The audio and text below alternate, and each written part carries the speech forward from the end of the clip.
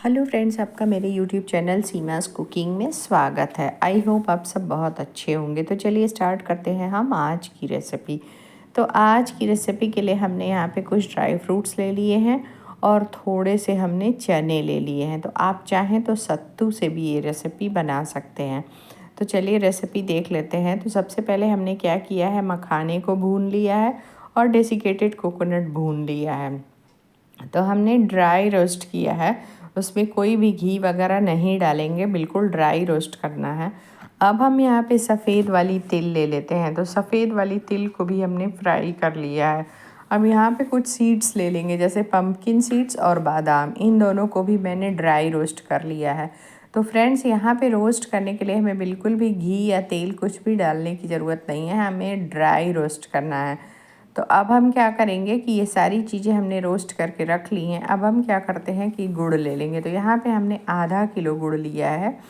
तो इसमें एक छोटी ग्लास से 1 गिलास पानी डाल देंगे और ये चारों गुड़ डाल देंगे। आप चाहें तो गुड़ का टुकड़ा करके भी डाल सकते हैं।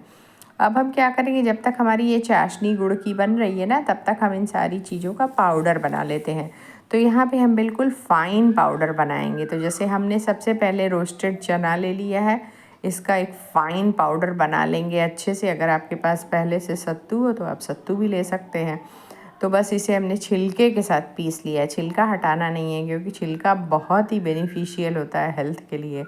अब हम क्या करेंगे कि बादाम और पम्पकिन सीड, इन दोनों को हम एक साथ पीस लेंगे। इसे भी हमें बिल्कुल फ़ाइन पीसना है। यहाँ पर हम कोई भी टुकड़े वगैरह नहीं रखेंगे, सारी चीज़ों का फ़ाइन पाउडर बना लेना है। अब हम इसको भी निकाल लेंगे। ये भी चीज़ें हमारी तैयार हो गई।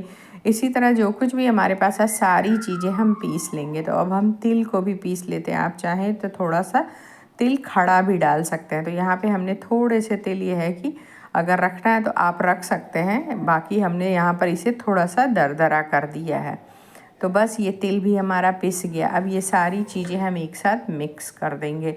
तो फ्रेंड्स, ये बहुत ही हेल्दी लड्डू है। और जैसा कि ठंड अब शुरू हो रही है, तो ऐसे में क्या है कि कुछ एनर्जी वाली बाइट होनी चाहिए, कुछ ऐसा चीज़ होना चाहिए जिससे हमें इंस्टेंट ताकत मिले।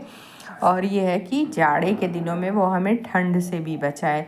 तो बस फटाफट से हम सारी चीज़ों को यहाँ मिक्स कर लेते हैं। अगर आप चना नहीं डालना चाहते तो आप गेहूं का आटा मिक्स कर सकते हैं, लेकिन मैंने यहाँ पर सत्तू इसलिए डाला है क्योंकि वो गेहूं के आटे से ज़्यादा फ़ायदेमंद है। इसलिए मैंने यहाँ पे चने का सत्तू डाला है। चने को भून के उसे, यह है कि आप मार्केट में देखेंगे कि भुने चने का सत्तू आपको मिल जाएगा। और नहीं तो अगर नहीं मिलता है तो आप भुने चने को लेकर के उसे मिक्सर ग्राइंडर में एक बार चला लें, आपका सत्तू तैयार हो जाएगा। अब हम क्या करेंगे कि यहाँ पर हमने पाग बनाया था ना, गुड़ की चाशनी, उसमें 1 चम्मच देसी घी डाल देंगे। तो ये देसी घी हमें डालने के पीछे वजह ये है ना कि हमारे लड्डू सॉफ्ट बनेंगे और सिल्की होंगे, शाइन करेंगे।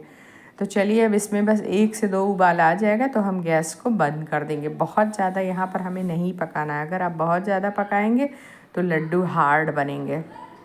तो बस इसे इतना करना है कि ये लड्डू पूरी तरह से मेल्ट हो जाए। तो हमने इसे स्ट्रेनर लगा के छान लिया है, क्योंकि गुड़ में बहुत सारी इम्प्योरिटीज़ होती हैं।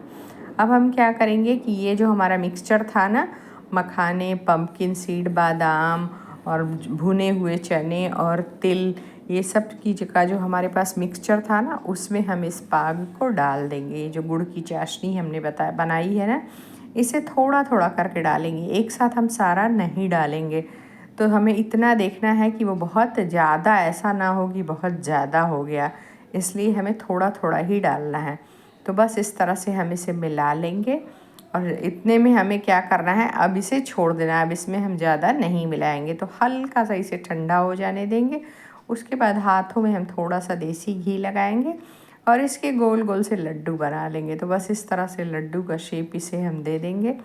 तो है ना लाजवाब रेसिपी। देखिए फटाफट से ये बन करके तैयार हो गई है। तो आयरन प्रोटीन रिच ये लड्डू है। इसे खाने से ये है कि आप हमेशा हेल्दी रहेंगे। और सिर्फ 1 लड्डू काफ़ी है। और चूँकि इसे इस तरह से बनाया गया है कि बुजुर्ग भी इसे खा सकते हैं, इसमें दांतों की ज़रूरत ही नहीं है।